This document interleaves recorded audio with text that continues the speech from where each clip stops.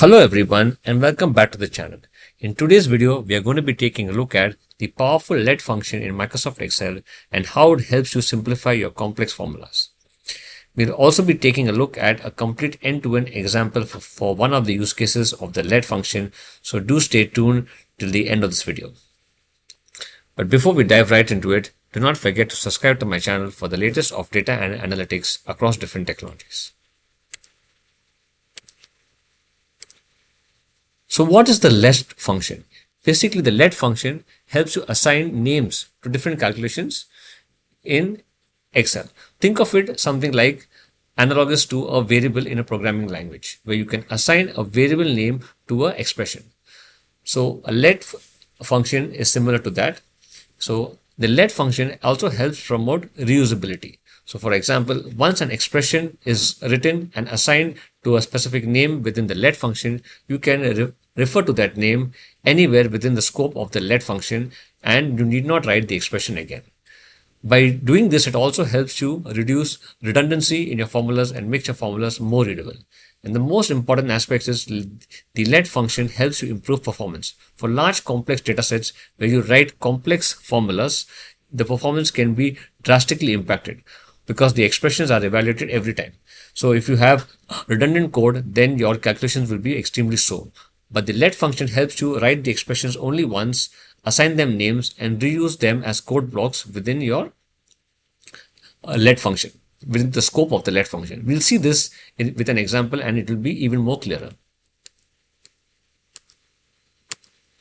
So let us understand the let syntax. The let function has a very simple syntax. It basically consists of name value pairs. You have a name and then you have an expression assigned to that name. So you have name value pairs. It supports around 126 name value pairs.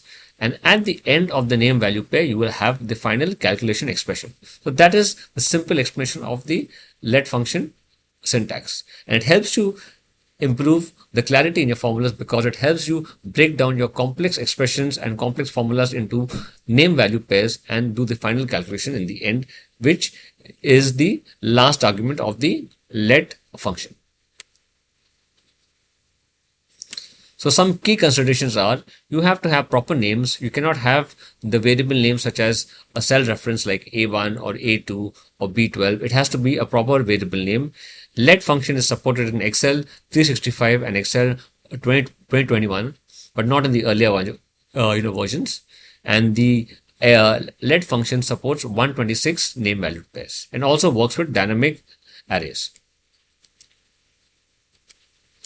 So some of the use cases of the let function are, as we discussed earlier, it helps you simplify your repeated calculations. So where you have to do the same calculations multiple times, okay, you end up writing multiple expressions within the formulas again and again. You can define it only once using the let function, assign it to a variable, and then you can refer to that variable wherever you need to within the scope of the let function. It helps you create building blocks or building logical blocks by creating reusable expressions and assigning them to variables. So you can have small logical units or logical building blocks where each individual expression is a building block that is assigned to a specific variable and it can be referred to within the scope of your let function. It has support for the lambda function. It is very useful in lambda function where it helps you actually prepare the reusable logic blocks for complex tasks. And some of the practical examples are financial models, weighted averages, and age calculations. We'll see a simple age calculation example to get a better grasp of the let function. So let's dive right into the example now. Okay, so let's take a look at this. So here we have stored the date of birth, and for this date of birth, we want to calculate the person's age in years and months. So let's see how we are going to do this in both ways. In the earlier way without the let function, how you would do this, and then we'll take a look at with the let function how it helps you get all the benefits that we talked about in the slides. So let's see. So I'm going to be using the datediff function for this. This is a legacy function, so you have to type it out, but I still like to use it because it's quite useful in many cases. So this is the datediff function. I'm going to give it the B1 because I want to subtract the date of birth from the today's date, and then I'm going to extract the year. And let's close this, and I'm going to append to this the year's text. because I want to calculate the date in years and months. And then again, I'm going to append to this again another date diff, and this time I want to calculate the months. So again, let me give the cell reference, and then I'm going to say today's date. So you can see this is redundant again, but still this is the earlier way of doing this. And then I'm going to extract the months, and then I'm going to append the months to this. And let's hit enter. And here you can see it has shown me 16 years and 4 months. Let us try to see the form if this formula works. Let us change the months, let us change the years, and you can see the formula works fine. But you see this formula is quite complex. I have redundant pieces where I repeat the date diff function and I repeat the cell references again. So it is possible to have errors in these formulas, and most importantly it's very difficult to read, and also it's complex as every time these expressions are evaluated, and the performance also is slow, and it's difficult for the person to find out also what is the logic here. And this is a very simple example, but where you can extrapolate and understand. If you actually have complex formulas and financial models built, it's almost impossible to understand, and your calculations will also be slow. Let's see how to solve this using the let function.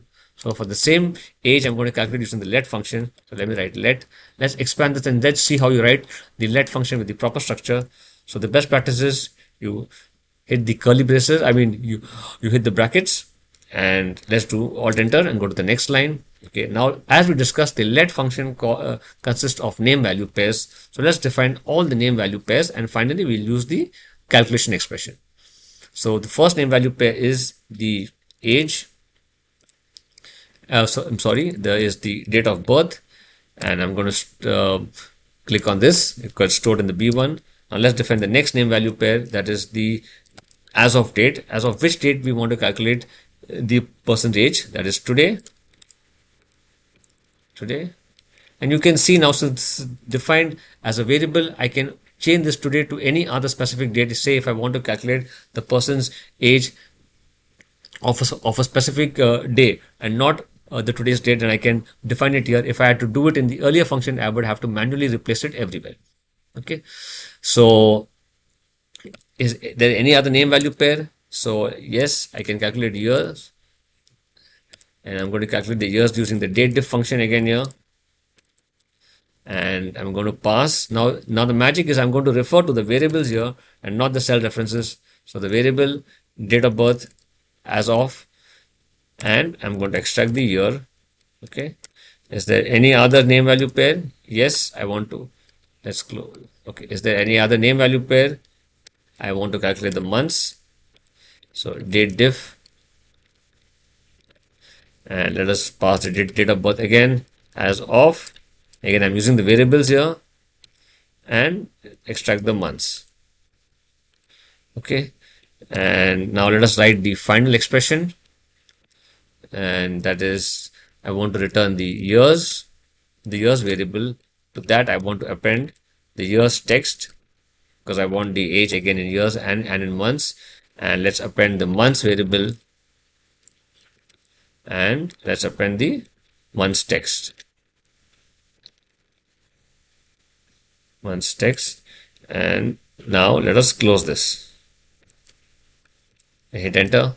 And here you can see it has calculated the age is same 17 years and 3 months. Now, when the calculations get complex, you will note that the performance with the let function is much better, because the expressions are evaluated only once and not multiple times in the case of redundant Excel formulas.